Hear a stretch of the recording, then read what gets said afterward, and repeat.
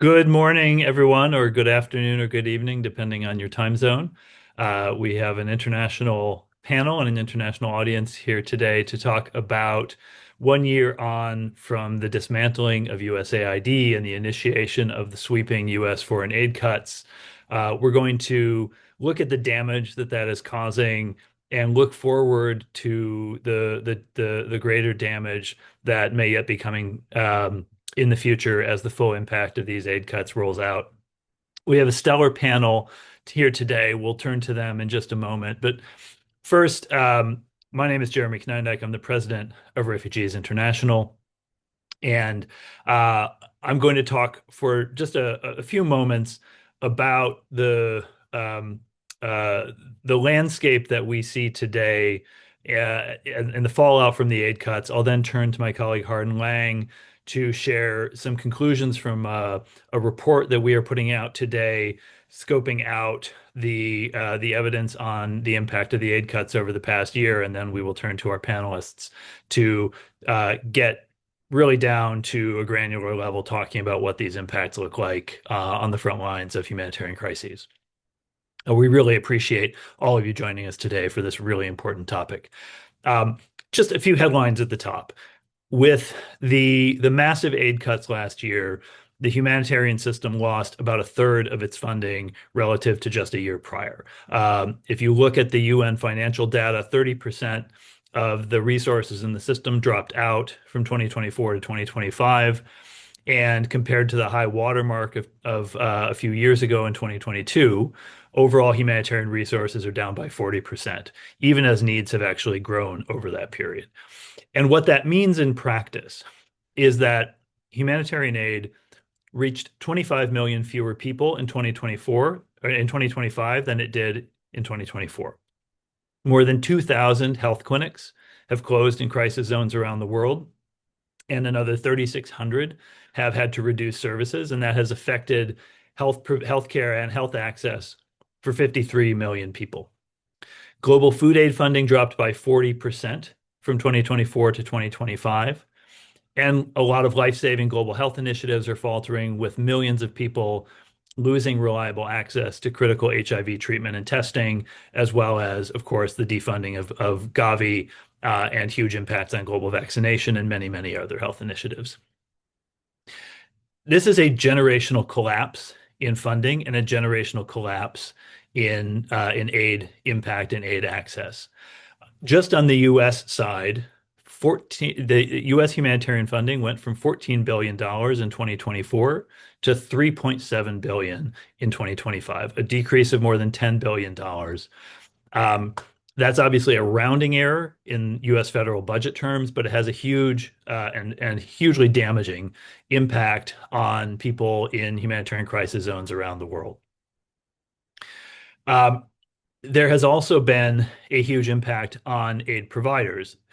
UN agencies and humanitarian NGOs have shed tens of thousands of staff positions, closed thousands of programs and offices and aid distribution points and clinics, and this historic implosion is beginning to show up in humanitarian impact data.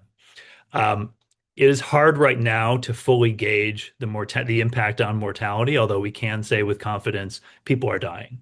And many of those individual cases of deaths that are attributable to the aid cuts have been reported. There's a very powerful movie by my former USAID colleague, Atul Gawande, about the death of one such child in refugee camps in Kenya. There have been a lot of other reports.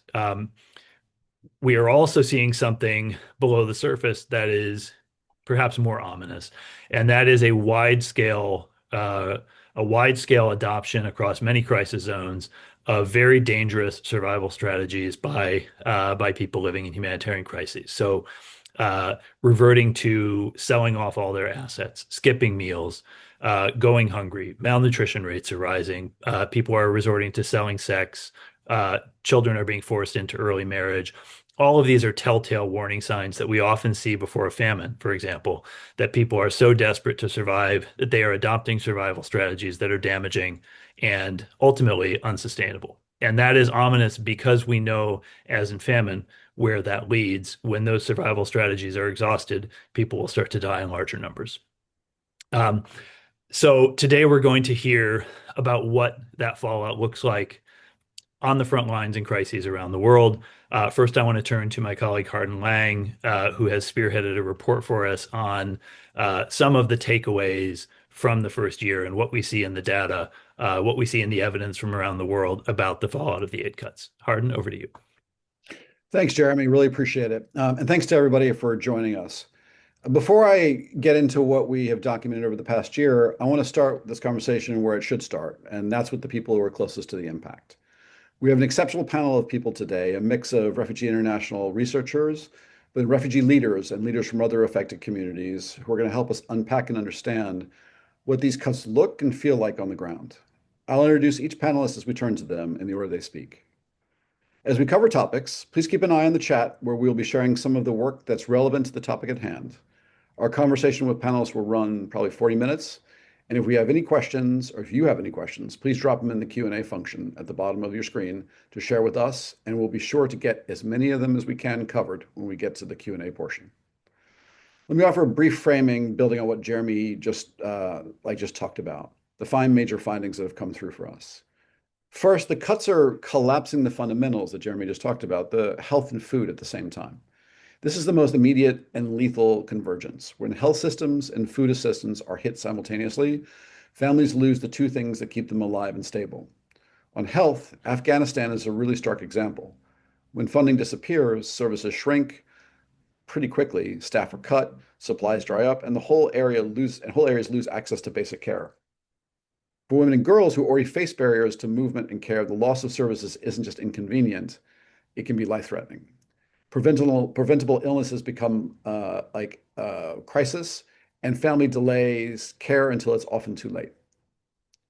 On food, the situation in the Rohingya camps that Lucky will talk about show how quickly ration cuts can translate into deeper harm. When rations tighten in protracted displacement settings, families take on debt, reduce meals, pull children out of school, and other things that become more vulnerable to exploitation. Hunger is an entry point, but instability follows. Second, women and girls are being hit first and hardest. Across crises, the services for women and girls are often treated as non-essential and cut early.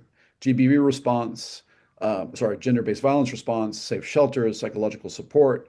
In Ethiopia, which we'll talk about a bit, reductions in protection and women-led services mean fewer places, fewer trusted points of contact, and weakened pathways to safety. Third, the cuts are degrading asylum and refugee protection systems, and Rachel will talk a bit about this when we get to her. The impact doesn't just stay confined to one country. When assistance collapses, it reverberates along displacement routes, straining shelter networks, protection monitoring, and legal support. In Mexico, where migrants and asylum seekers are often depend on humanitarian services while they wait or transit, reduced support means fewer safe shelters, less protection capacity. This in turn pushes people to make more dangerous routes, increasing exposure to predation and abuse. And the result is more people moving with fewer protections. Fourth, people are being forced into some really dangerous survival strategies, and Jeremy already sort of outlined that. Taking on debt, cutting meals, withdrawing children from school, accepting, risky work. And in Bangladesh, which we'll hear about, that can have some very long-term consequences. In places like Afghanistan, it can mean that men and boys get fed first, and women and girls eat less. That is what deprivation looks like in practice when families are forced to triage. Fifth, and really on a note of optimism, local leaders, including many of them on this webinar, are stepping up as they face, in essence, what is localization by brute force. One of the most important stories for us over this past year is how local responders and those from affected communities have carried enormous weight, often reaching people that no one else can reach.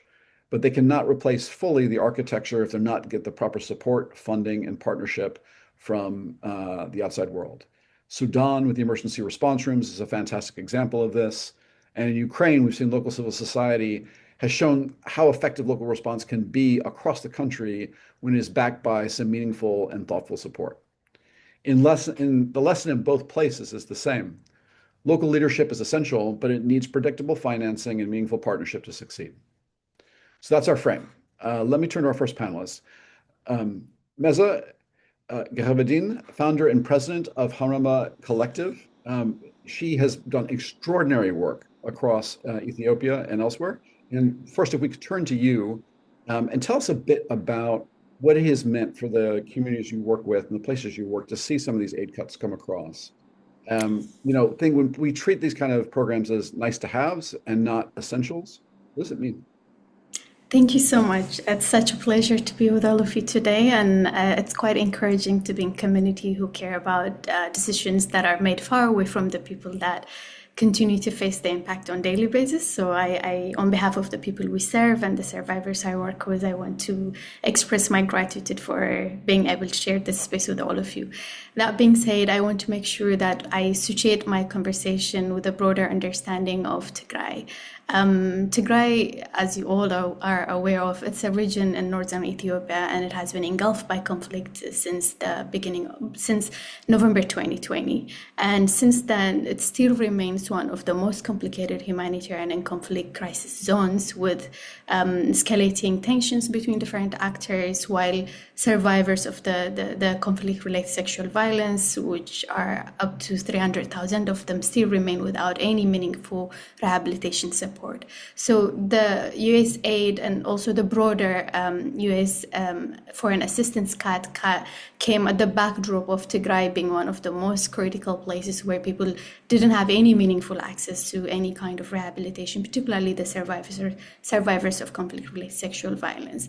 And given the fact that there still remains high tensions and no sight of really meaningful and sustainable peace, as well as justice and accountability mechanisms in place, the generation in Tigray still is highly traumatized. And with that comes risky health behaviors, with that comes substance abuse and high alcohol consumption. So you can only imagine how much help is needed to kind of support this extremely traumatized and vulnerable population. However, unfortunately, with the coming of the new administration, there was a sweeping reduction of funding, not only through USAID, but also through multilateral organizations that were previously providing meaningful support on the ground.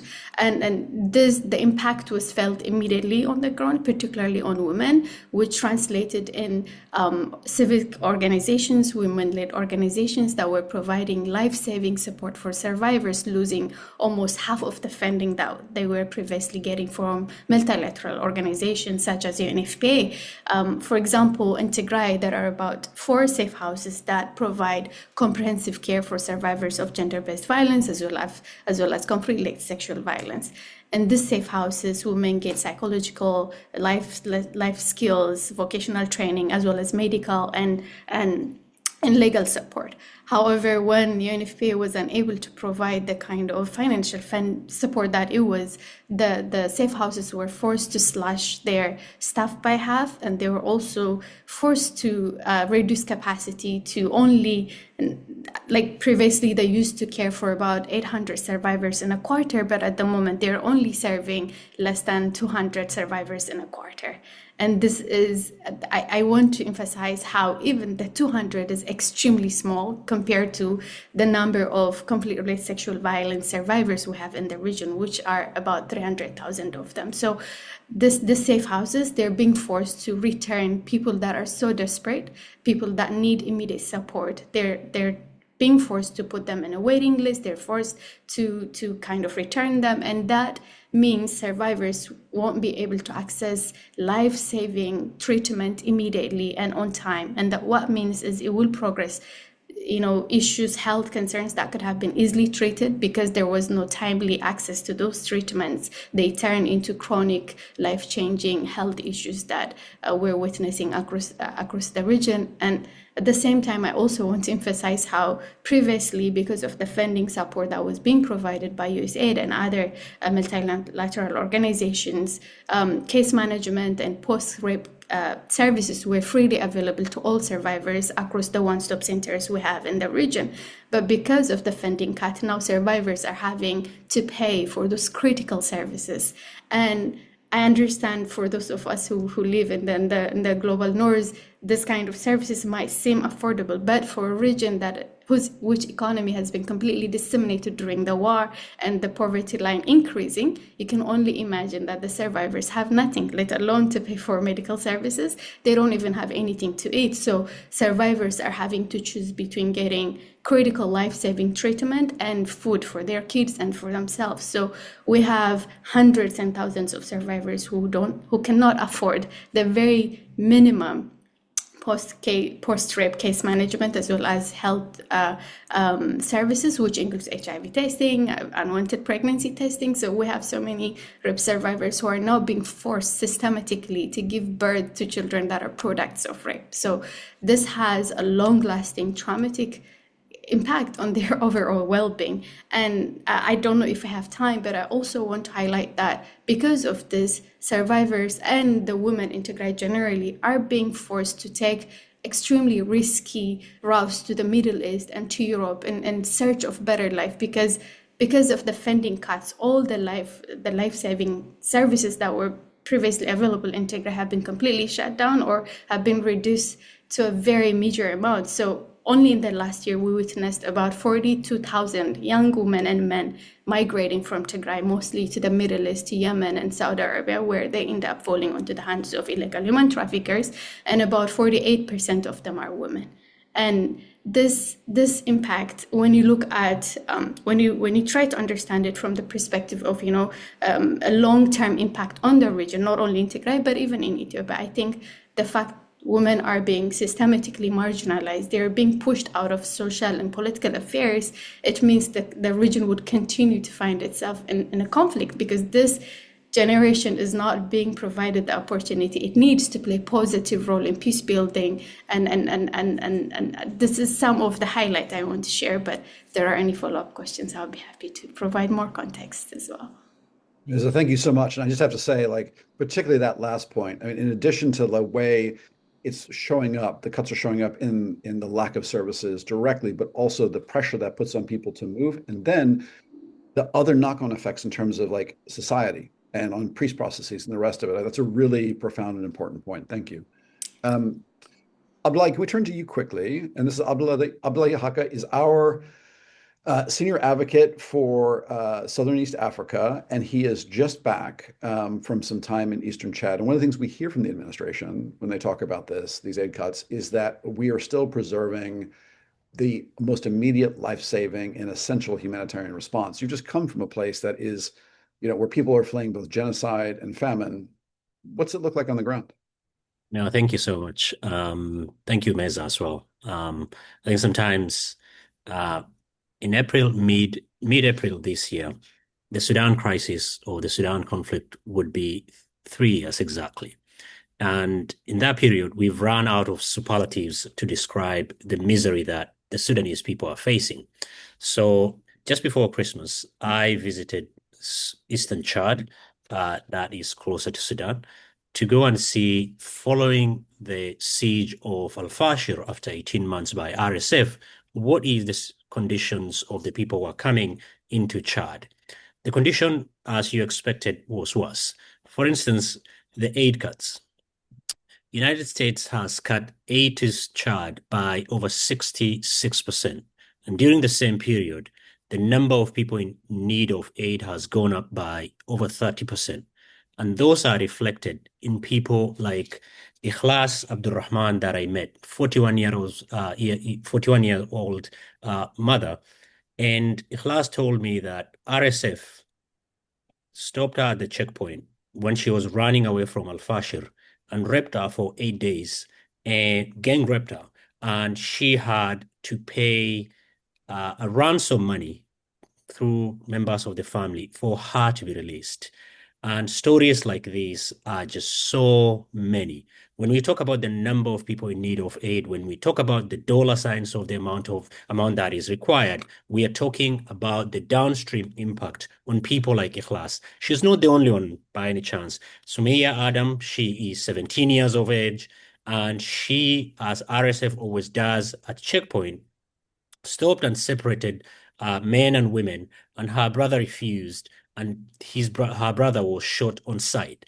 We have a story of Muhammad, who is 65, and one of his daughter was carrying one of his son, and both of them were killed. And he said, "Can I please be able to bury my children?" And they refused that. So you're seeing people who are running away from genocide into Eastern Chad, but because of the aid cuts, people like Miss Abdurrahman, who was raped for 8 days, the PEP kit, that is post-exposure prophylaxis, are not available. So people like her will have to contact, diseases that they would not ideally contact if aid was not cut.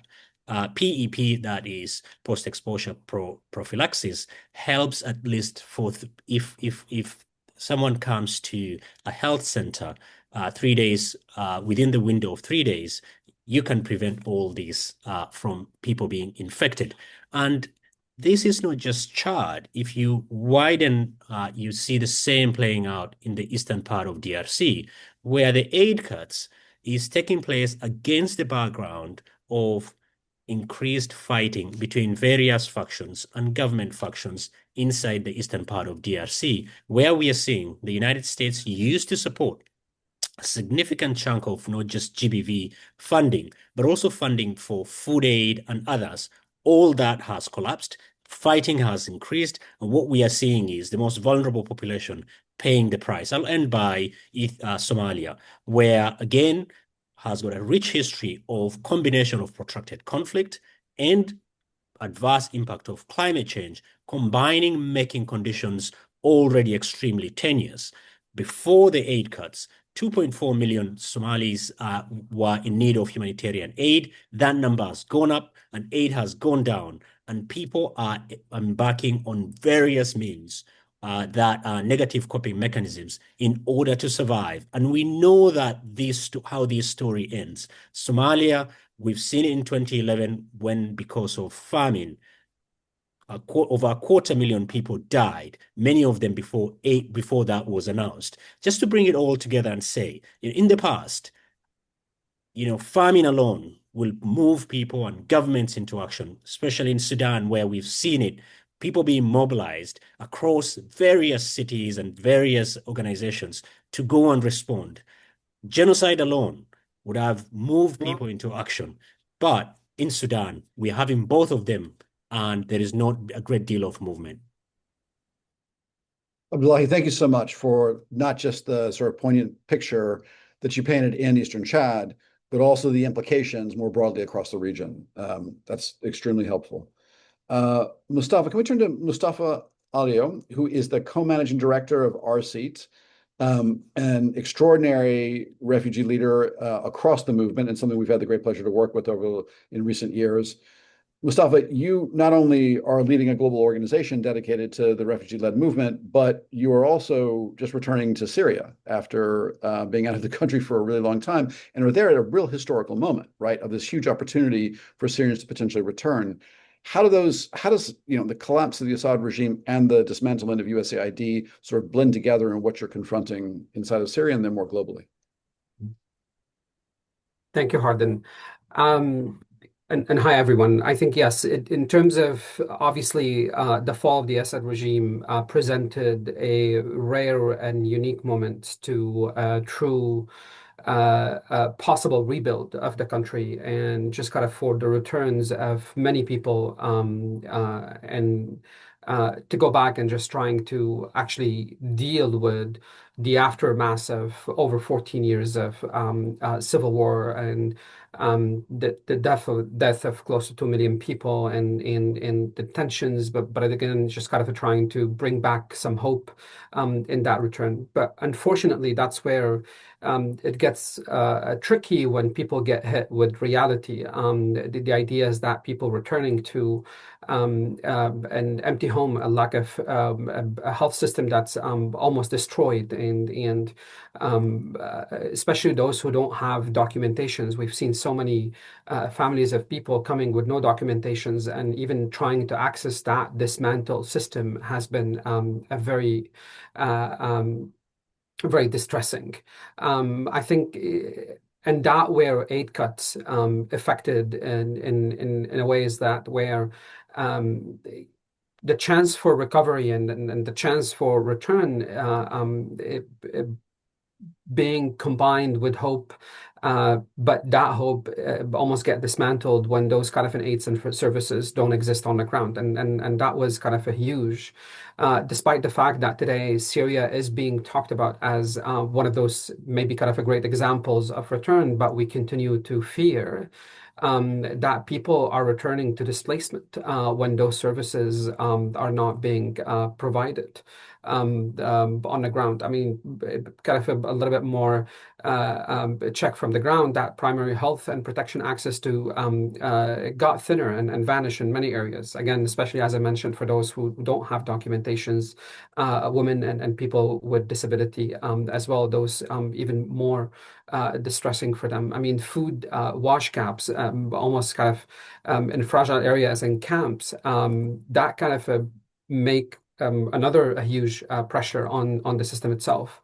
Early recovery slowed when those kind of cut happening. So basically, repairs of livelihood, local services, which matters because of returns without recovery, become return to displacement, as I was mentioning.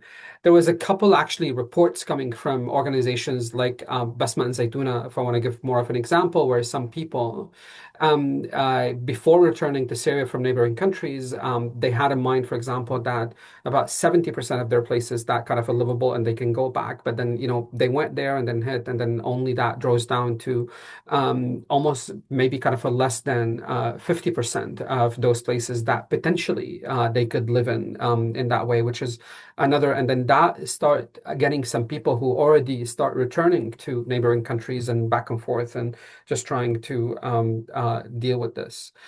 How can I mean, Syrian-led and refugee-led organizations, I just want to be clear that they cannot replace funding cuts like the USAID.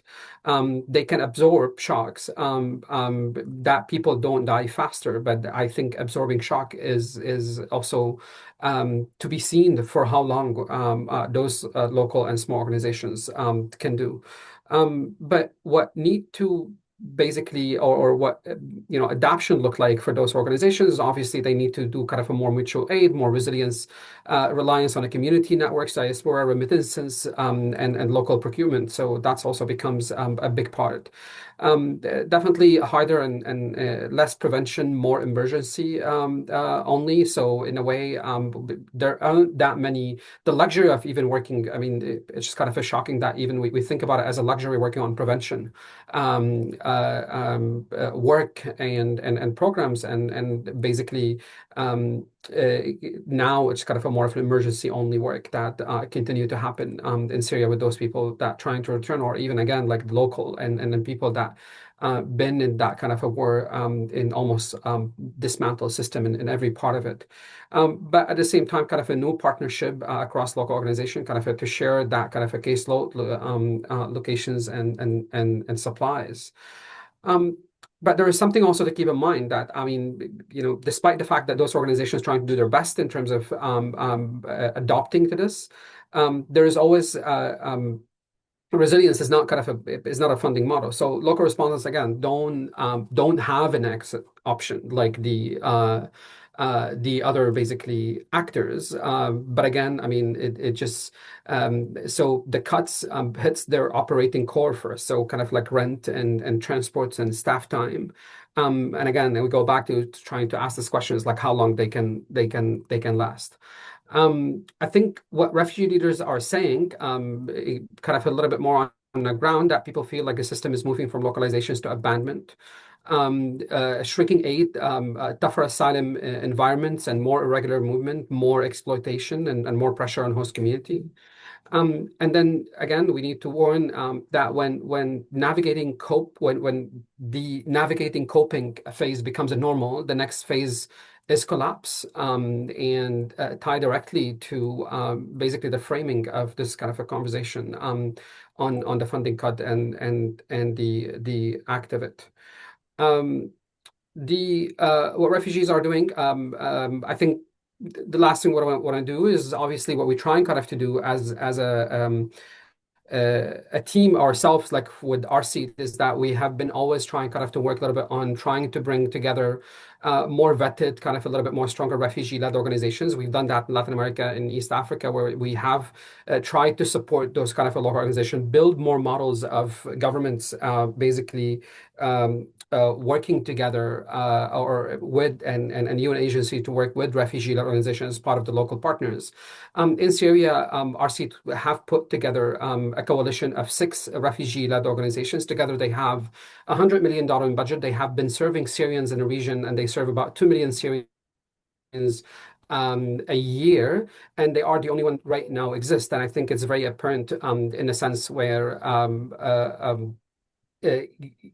today it shows that with almost the so much bureaucracy and the funding cut of so many international partners and UN agency, those organizations are the one actually leading on the ground. They are the one kind of working together, just trying to come up with innovative ideas. I think to some of you, even in some heated area like the Northeast or in Sweden or in the coastal region where some eruptions happen and obviously massacres happen recently, but at the same time, political tensions and armed groups, it was these organizations literally, or some of these organizations who led the entry of the convoy, who still have the only organizations that continue to have the trust of the different group, regardless whether the current government or the armed group or the UN agencies. And it's sad, even like one of the things that you see a lot of, for example, in the news of convoys of aids getting into through a UN agency and all of that. But actually, if you dig a little bit deeper in details, you would know that some of these organizations were the one that leading on making those kind of a convoys to enter, and then to lead the mediation among the different actors, or basically group together.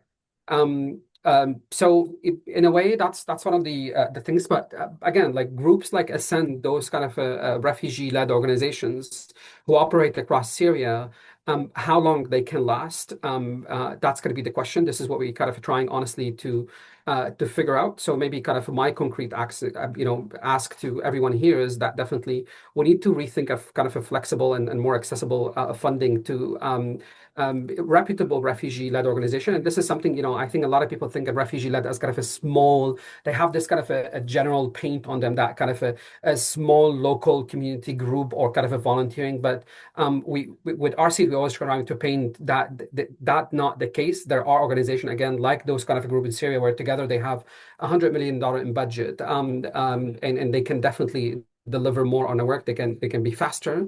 And also the other aspect is definitely to try to clarify compliance and de-risk delivery over compliance doesn't become kind of a more of a, because also compliant might become kind of a more of a silent aid cut that we don't maybe talk about much. Again, what I want to end with is that communities can absorb shocks for a while. They cannot absorb abandonment, obviously, indefinitely. And if we want to returns to become kind of to become recovery, we need system that funds, that works when it matters through the people who basically never left. Otherwise, again, that kind of a hope of return for today, we the numbers are over 3 million, for example, in Syria, including the IDPs. While this being celebrated and being put as potential hope internationally, the fear is that might become also the biggest failure of the international community when there is that chance of ending an ongoing crisis and a massive movement of refugee and displacement, and that we miss on this opportunity with all those kind of an aid fund and aid cut that happen, and especially in the US. Thank you, Harlan. Mustafa, thanks so much.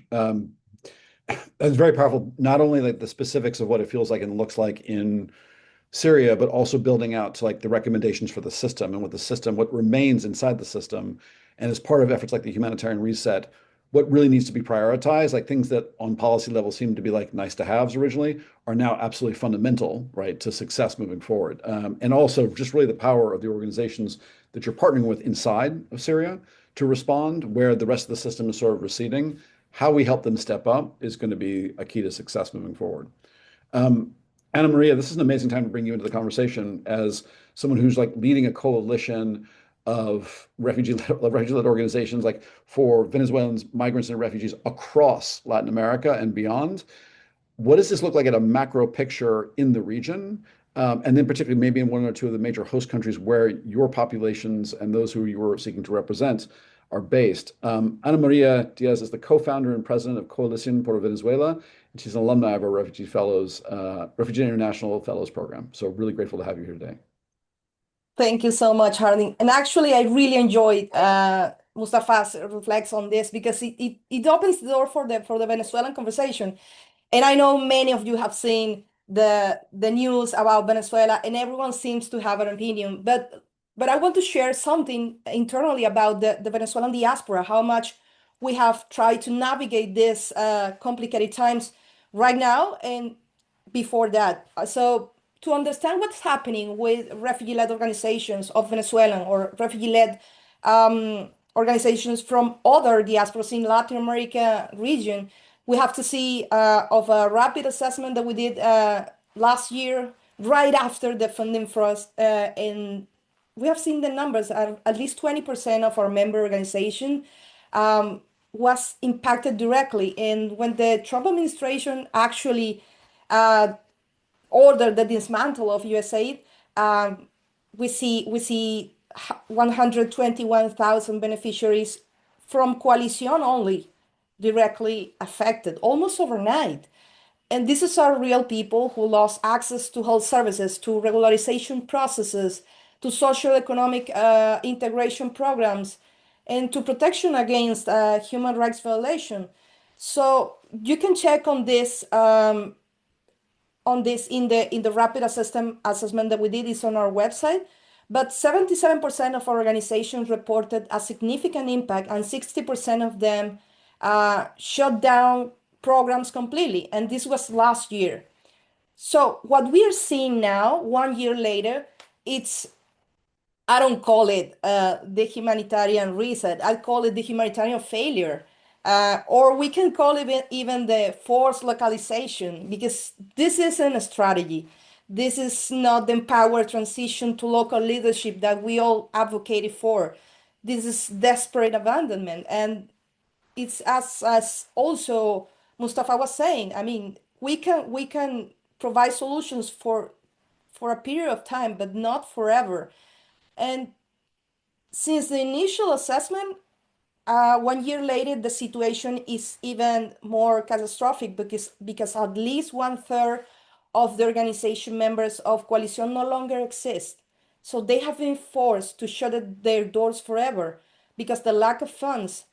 But also the big players, the big INGOs, the UN agencies, and even governmental programs also close operations, and most of them without providing alternatives. So that leads us to the core of this conversation, is how people is reimagining, how people is shifting towards solutions. And I would love to share one of the cases that we are seeing in Colombia. And for context, Colombia is the biggest host country for Venezuelan population forcibly displaced. And we have seen institutional staff literally telling to migrants or asylum seekers, we don't have any more funds. Please go to this refugee-led organization, to this NGO. And in some of the most heartbreaking cases, they are even sending people to the private homes of our community leaders, because they no longer have nor physical offices, nor shelters left open, not even a plan B. So we are being asked to catch everyone falling through the cracks, but do it without funds, zero resources. So this is driving to a new wave of desperation. And as for Venezuela, we are now facing two possible scenarios, which is an unprecedented return of Venezuelans. And I love the fact that we are navigating the same complications, both Syrians and Venezuelans. Because as for Venezuelans, we don't have like any kind of programs ongoing to provide solutions for returnees. Many of Venezuelans, and this is a huge red flags that we have mapped in Coalición, is that many people is trying to use the same human trafficking network as they used to leave the country because the lack of plans, they don't have documents nor programs ongoing to provide them with safe path home. So we have seen a possibility of massive returnees without a plan, or B, we might see a new huge wave of forced displacement in the region if we don't transition to democracy. So yeah, our communities are resilient, and I want to share this as a final reflection. We have strengthened our capacity in joint efforts with those remaining organizations for advocacy purposes in the remaining spaces in the region.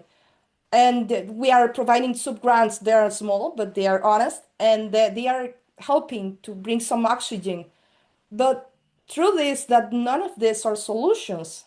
Yeah. And we didn't suffer the biggest impact because at the end of the story we're still existing, and this is a lesson we have to check on the cost efficiency, the strategy to rethink the system, and also to provide solutions to these kind of setbacks not to happen again. Maria, thank you so much. And that's a great sort of counterpoint to like the situation like regarding Syrian refugees and displacement in the region inside of Syria, the Venezuela example, the parallels there, I think are really quite profound. So thank you for sharing them. If we could turn now to Lucky Karim. Lucky is the founder of Refugee Women for Peace and Justice, and also fortunate for us, an alumni of the Refugee Fellows Program here, and is a leading Rohingya activist, not only in and around the camps in Bangladesh, but more broadly across the Rohingya populations in other countries. And actually was able to travel back to Bangladesh quite recently to go to some of the camps and saw up front some of these challenges, and then was able to lead some advocacy efforts that had some success. So, Lucky, if you're still there with us, I know you're in transit. Are you able to jump in at this stage? Thank you so much, Sharon. Thank you. My apologies. I need to keep my camera off, but I have my profile up there for those of you who don't know me yet or have not seen. This is very timely, and I'm so grateful to Refugee International for organizing this very timely. To begin with, I believe all of us are familiar with Rohingya refugees living in Cox's Bazar, Bangladesh. I am very grateful, and as the community to United States, they have been the largest donors for the last few years to refugee response in the camps. Means half of our humanitarian response, half of our humanitarian support used to come from US, which covered schools, medical, health clinic, and of course, the WFP Russian food that the refugees receive every month in the camps. After the US aid cards, and while at the same time, more broadly, we have other donors as well stepping away from the Rohingya response in Bangladesh. We have seen very recently UNICEF run by UNICEF, the learning centers that are usually oftentimes referred as the child-friendly spaces in the camp, which is only for kids. Thousands of child-friendly spaces, the learning centers have been closed, which left hundreds and thousands of Rohingya volunteer teachers as well losing their jobs, which left thousands of children on the street, have nothing to do, almost doing nothing during the day. That has increased alone, that learning center has been forced to close, has increased alone the abduction for children in the camps, means hundreds of children have been kidnapped and taken away from their homes to other places and been forced to pay an amount of money for their release by the traffickers. And the children do almost nothing during the day since their schools closure in the camp, which also leaves number of hospitals that we have, usually run by IOM, UN Migration, MSF, and other partner organizations, have been very limited to just emergency services to pregnant women, to delivery to people with disabilities, not generally for every refugee that used to be available to all of us in the camps.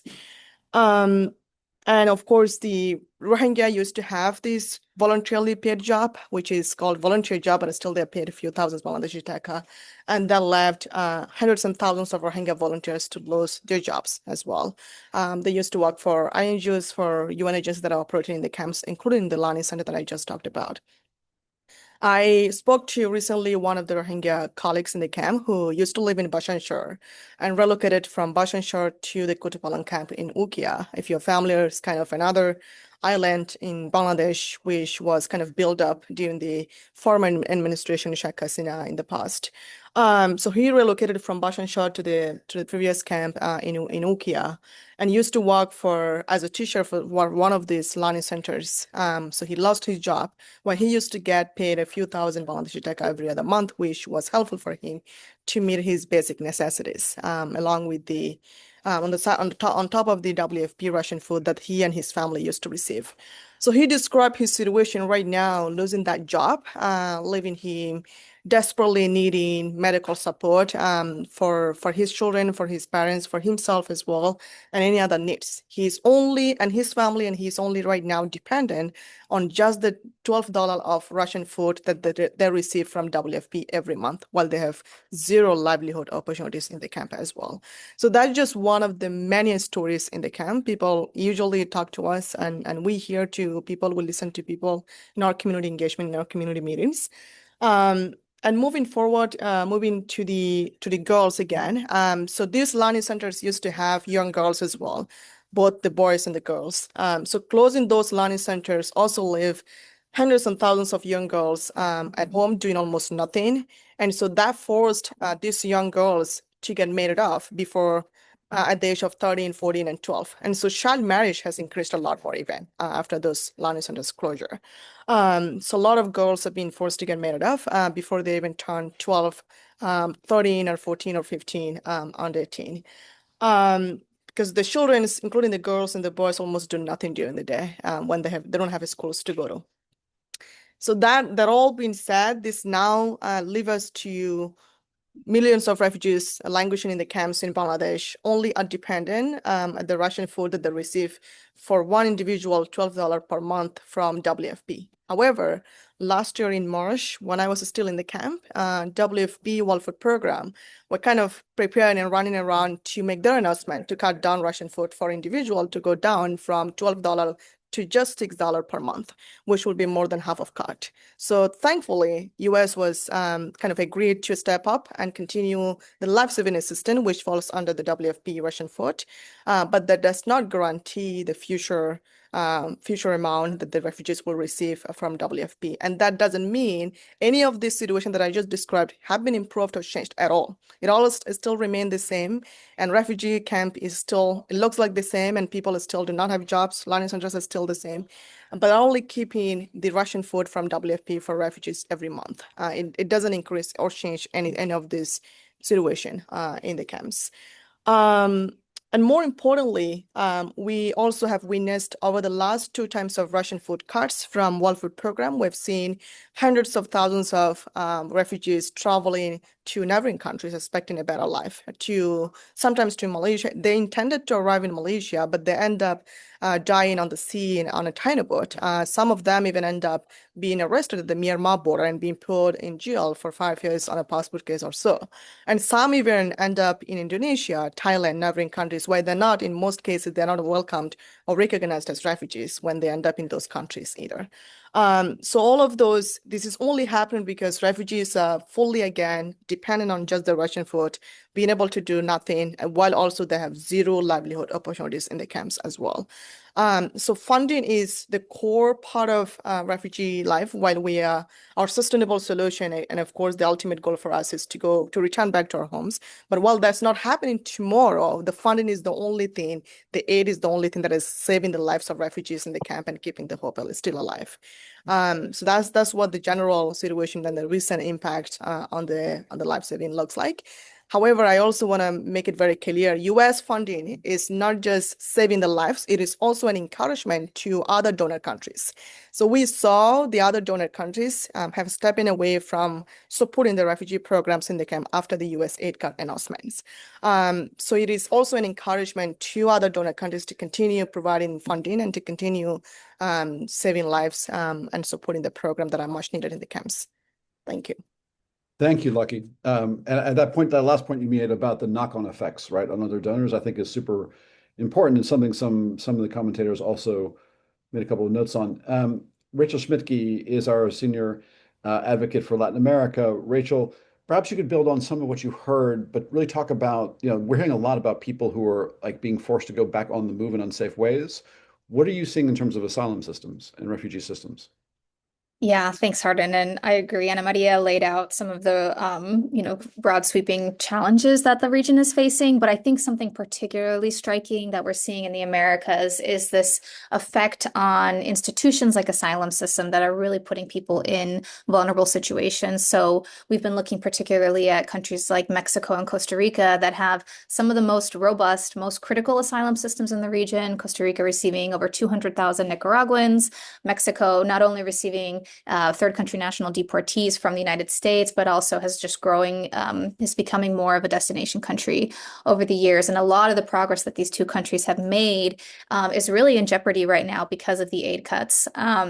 They've particularly been affected by the U.S. funding cuts to the UNHCR, who was providing key staffing and other things. So, for example, in Mexico, UNHCR lost about 60% of its budget, which is pretty massive, which has, resulted in reductions in 4 offices in the country, layoffs, staff closures, and things like that. In Costa Rica, the registration capacity was decreased by the UNHCR by 77%. So this means things like identification of vulnerable cases, referrals for job opportunities, a lot of really critical, important institutional things that existed are now either significantly reduced or don't exist anymore. And not only is it just related to UNHCR funding for personnel for asylum systems, for example, it's also about the sort of structure around the asylum system. So if we look at legal organizations, integration services, et cetera, that accompany people while they're undergoing this process, providing representation or housing services, et cetera. All of those have been either reduced and in some cases, some programs completely shuttered. And so that's really troubling because it reduces there's still a huge need in terms of accessing these programs in these countries, even though movement within the region from south to north has decreased. There's still a lot of movement within Latin America, but even though the need is about the same, the services offered have decreased significantly. And that's also coming at a time when these two countries are scaling back some of their domestic funding for these agencies. So all that to say, what does this look like for the people who are actually impacted by this? One, it means longer wait times for people to even get an appointment. So in Mexico, it's taking like 1 to 4 months for people to be able to receive an initial email just to be able to get an appointment in the asylum system, and then waiting about a year for an interview. In Costa Rica, this is taking about 6 to 8 months just to get an initial appointment. So if you don't have an appointment, you don't have access to work. You're not able to get a lot of critical services that usually come with applying for asylum, and you're just waiting in uncertainty.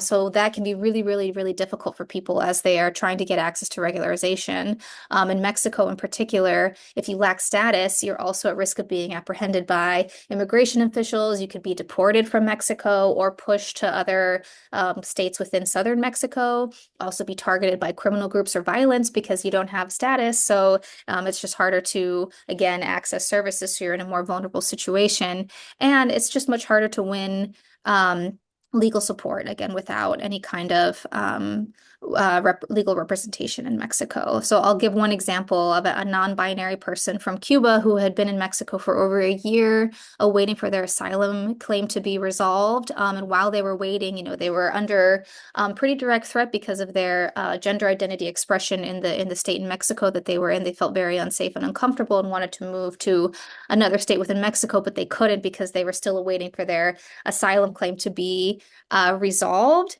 And basically, they went through that entire process 1 year waiting under very vulnerable conditions and had their asylum claim denied, not because of that the asylum claim wasn't strong, but rather because they didn't have legal representation to help them out, to guide through that process. So all that to say, not only is it affecting the humanitarian situation, but it's also affecting really key institutions that ensure that people can access protection and stay in the countries that they're currently in and not have secondary or tertiary movements throughout the region. So I think that especially this is very important, given that these two countries in particular are facing pressure from the United States to accept third country nationals deported as well. So they're under a lot of pressure, and I think it would be very important for those asylum systems to be maintained. So thank you. Thanks, Rachel. So basically, the impact of different policies here, both the aid cuts, but then also deportation sort of intersecting in some of these places in a really big and profound way. Thank you. So we're taking some questions from the audience now. I got a couple so far. Please drop them in the chat if you have more. Keenan, thank you very much for this question about the ODA. The question is, we're seeing some groups step up as ODA falls down, as like bilateral contributions are beginning to lower, including the USAID cuts. We're seeing groups step up, like private foundations, high net worth individuals, to try to help fill the gap. How do we best harness this to have a catalytic impact on the system moving forward? Mustafa, I don't know if you want to take that, or if someone else wants to jump in and talk about the role of like the private donations and philanthropy in this space. I think one of the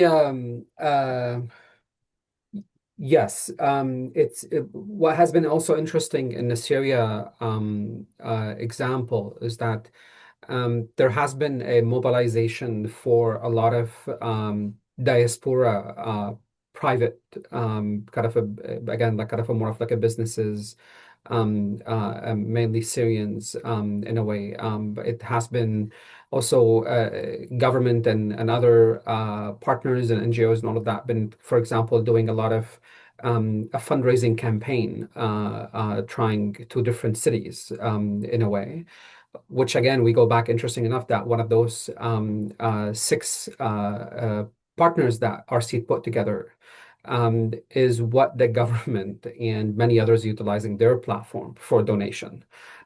Just kind of to give you how crazy and collapsed the system is like right now, kind of using a refugee organization platform to do a donation, which so far there has been a commitment of over $800 million coming from diasporas and others. And the reason why I say commitment, commitment kind of a little bit different from actual donation. I think donations has been about, or kind of maybe close to $200 million so far coming, which is one of the ways that, again, people are trying to get in the space, relying also on some other kind of international private foundations has been one of the key options. I mean, we have been able to facilitate over $1.5 million, for example. It's a small number to those organizations, also coming from private foundations. So that's going to continue to be an importance. I mean, also remittances is coming. It's actually the lifeline so far for a lot of people inside. And I think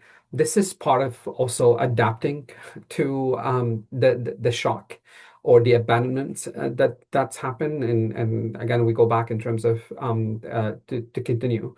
But the thing, like in my mind, imagine had that aid continue to do recovery and then do those kind of a grant work, then those donations and the fundraise and mobilizations of fund could have actually gone into more of development, into kind of building businesses, into fast tracking recovery, rather just basically slow down death in a sense. And I think those, but yeah, I mean that's going to be the case, or at least for now, that's kind of the case around kind of private donations.